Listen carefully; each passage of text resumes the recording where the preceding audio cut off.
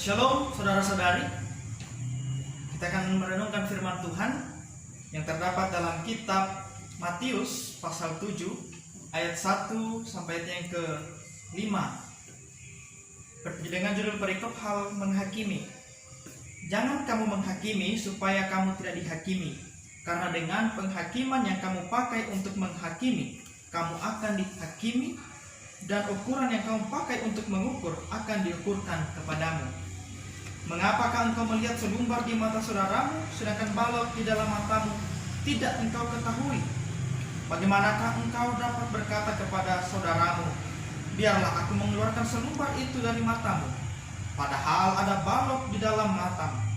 Hai orang munafik, keluarkanlah dahulu balok dari matamu, maka engkau akan melihat dengan jelas untuk mengeluarkan selumbar itu dari mata saudaramu.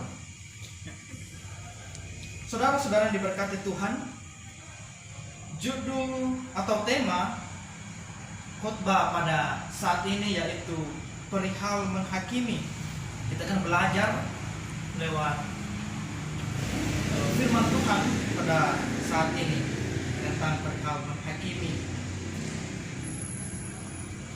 Perlu kita ketahui bersama bahwa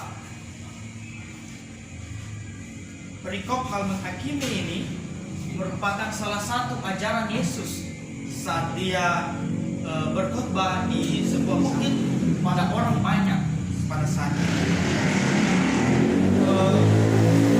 Kita ketahui juga bahwa kitab Matius ini adalah kitab yang ditulis oleh Matius untuk dan diperuntukkan bagi orang-orang Yahudi pada zaman itu, di mana orang-orang pada zaman itu lebih mementingkan hukum Taurat, dan hal menghakimi ini adalah salah satu ajaran Yesus untuk mengkritik cara-cara orang Yahudi pada zaman itu, karena mereka merasa bahwa diri mereka itu lebih benar, lebih suci ketimbang dari orang lain. Saudara-saudara, dewasa ini di kalangan masyarakat maupun jemaat terdapat salah satu fenomena yang didapati, yaitu sikap atau pribadi yang suka menghakimi, suka mengkritik, atau suka menilai orang lain. Saat saudara-saudari mendapati rekan Anda yang melakukan kesalahan pada diri Anda, apa dan bagaimana respon saudara-saudari? Apakah Anda akan menegurnya? Apakah Anda akan memarahinya? Apakah Anda bahkan sampai menghinanya? Mungkin saja saudara-saudari akan menjawab, ya, itu tergantung seberapa besar kesalahan atau pelanggaran yang ia lakukan pada saya. Atau saudara akan menjawab, ya, saya akan memarahinya atau menegurnya dengan sangat keras agar ia menyadari kesalahannya dan tidak melakukan hal itu kedua kali.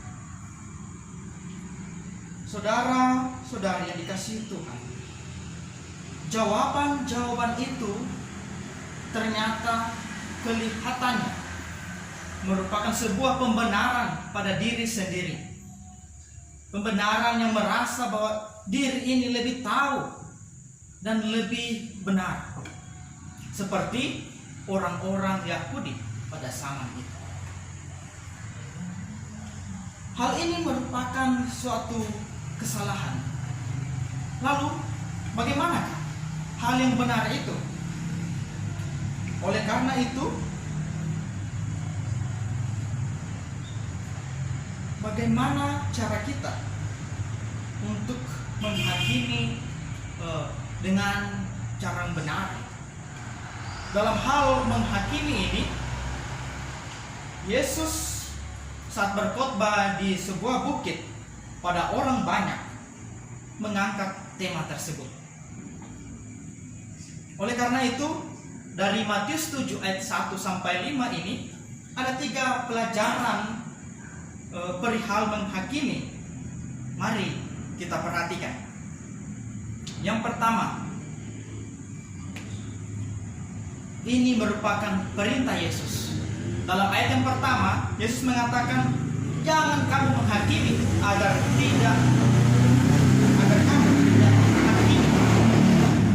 Di sini Yesus mau mengatakan bahwa bila seseorang menghakimi sesamanya, maka penghakiman itu akan dikembalikan kepada orang tersebut.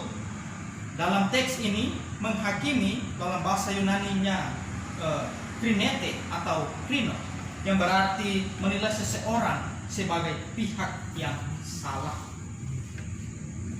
Yesus berkata bahwa akan ada pengembalian buah dan ukuran penghakiman tersebut.